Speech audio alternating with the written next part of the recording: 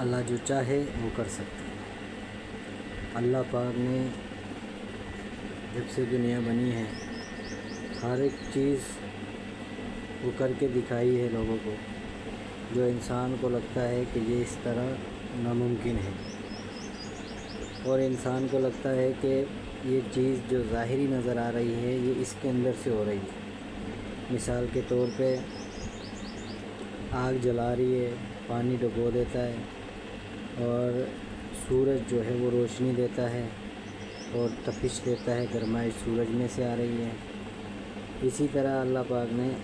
جو ہے وہ میاں بیوی کے اندر میاں بیوی کی شادی ہوتی ہے، پھر اولاد ہوتی ہے، اس کے بغیر جو ہے وہ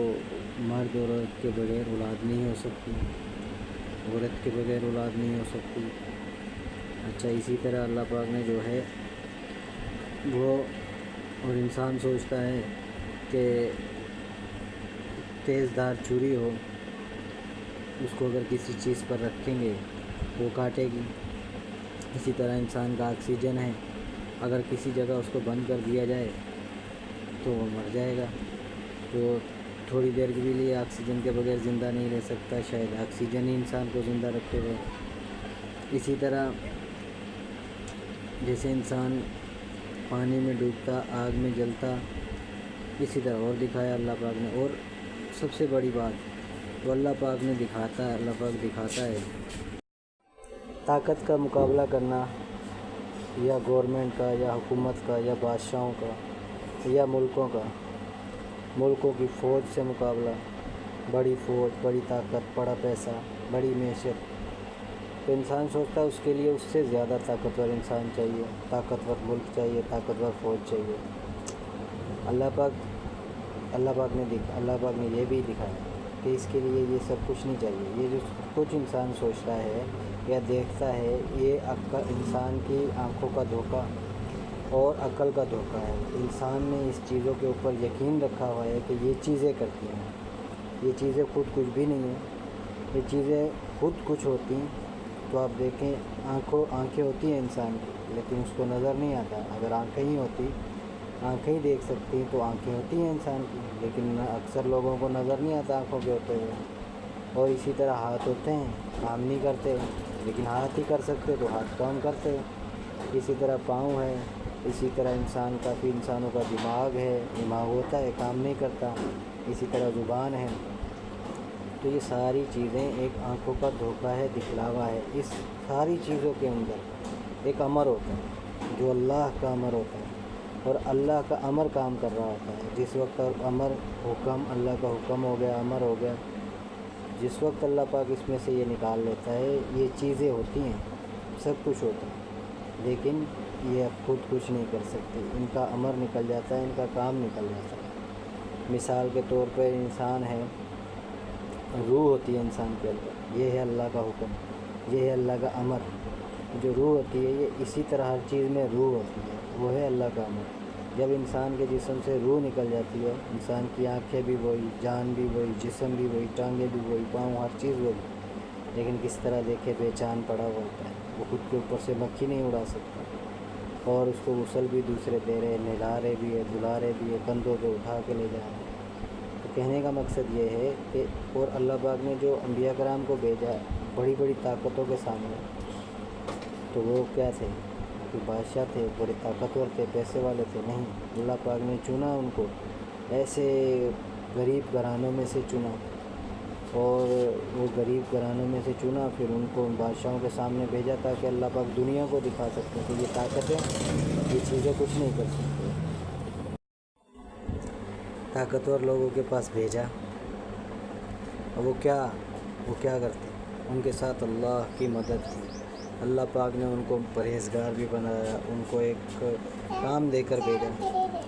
اور وہ اللہ پاک نے ان کے ساتھ اللہ کی مدد شامل ہوتی تھی، پھر ساری طاقتیں کمزور، ہر چیز، کیونکہ کرنے والی ذات تو اللہ کی ہے۔ طاقتوں سے کیا ہوتا ہے؟ فوجوں سے کیا ہوتا ہے؟ ملکوں سے کیا ہوتا ہے؟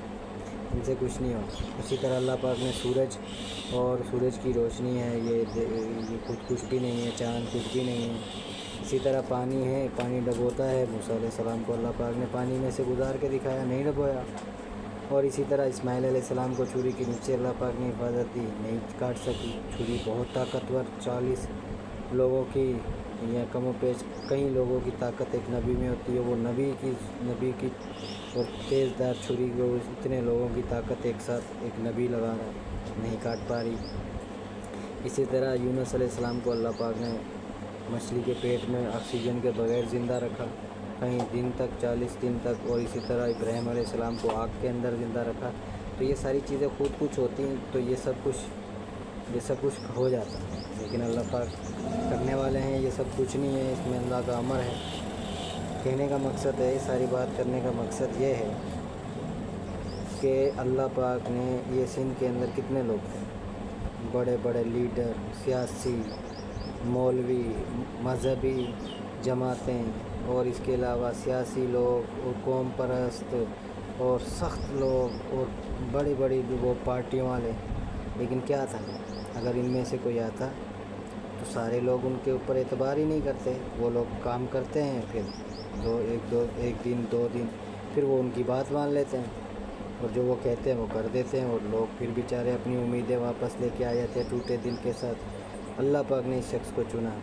عامر وڑائچ کو، اللہ پاک نے چن کر اس کو آگے کیا، اور اس کو چن کر یہ کوئی بڑا طاقتور نہیں تھا، کوئی ذمہ دار نہیں تھا، کوئی بہت بڑا حاکم نہیں تھا، بہت زمینوں والا نہیں تھا، نہ اس کی کوئی سیاسی پارٹی، نہ اس کا کوئی اثر و رسوخ، کوئی چیز نہیں، کیا تھا، اللہ پاک نے اس کو چنا تھا تاکہ سارے لوگ اس کے پیچھے اس کا اعتبار کر کے چلیں، اور ان سب کو ایک پیغام پہنچ جائے کہ تم سب کچھ بھی نہیں ہو، تمہاری طاقتیں، تمہاری فوجیں، تمہارا کچھ بھی نہیں ہے، میں اگر چاہوں تو ایک تنکے سے بھی ساری دنیا کو تباہ کر سکتا ہوں۔ تو اس طرح یہ آگے آیا، اللہ پاک نے اس کو چنا تھا، یہ آگے آیا، اس کا خود کچھ بھی نہیں ہے، خود کچھ بھی نہیں تھا،